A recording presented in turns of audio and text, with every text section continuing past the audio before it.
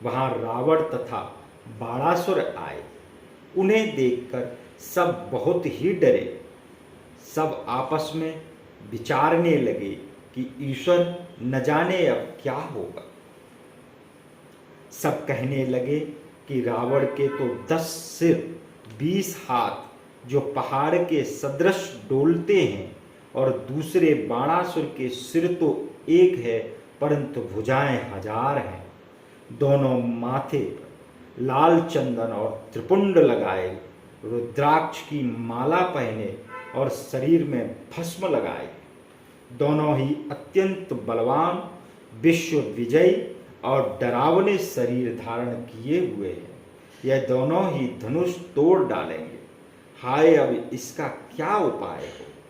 ईश्वर ही इस शोक को दूर करेगा।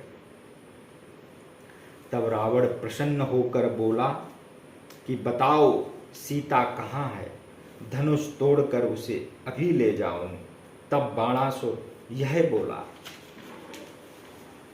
यह तुम्हारे गुरु का धनुष रखा है, विचार नहीं करते, वृथा बकवाद क्यों करते हो?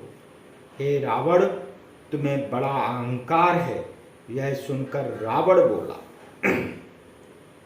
मेरी भुजाओं के बल से जगत को और दंड को टुकड़े टुकड़े हुआ देखकर ब्रह्मांड से काल भी भाग गया है। मेरा अक्षय प्रबल प्रताप नवखंडों में फैला है, जिसे देखकर शूर भी मौन हो चलता है।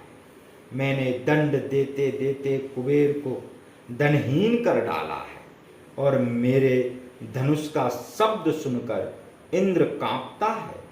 मैंने अपनी भुजा रूपी दंड पर छत्र रूपी मेरु पर्वत को उठा लिया। तब शिवजी के पुराने धनुष को तोड़ने में क्या गर्व है?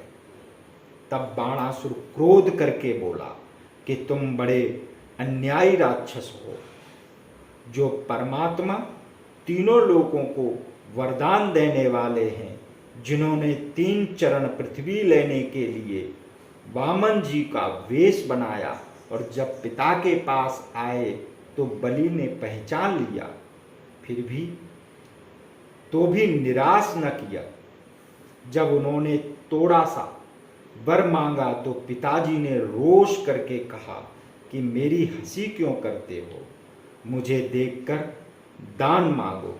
तब बहुत हट करने पर जल लाकर मैंने ही उनके हाथ में संकल्प के हेतु दिया। इस प्रकार जो दान दिया उसका यश तीनों लोग गा रहे हैं, और सूर्य चंद्रमा साक्षी हैं। परंतु तेरा सा घमंड तो मैंने भी नहीं किया। रावण बोला, एक शीश की क्या कहिए, सारा जगत जिनके सिर पर सरसों के समान सूक्ष्म रूप से सुशोभित है, ऐसे शेष जी को, जिन्होंने शरीर में पहने और आभूषण लिया है, उन शिवजी के निवास स्थान कैलाश पर्वत को मैंने एक हाथ से उठा लिया। तो फिर मैं भी गर्व न करूं तो कौन करे, जिसकी प्रशंसा शिवजी करते हैं। बोलो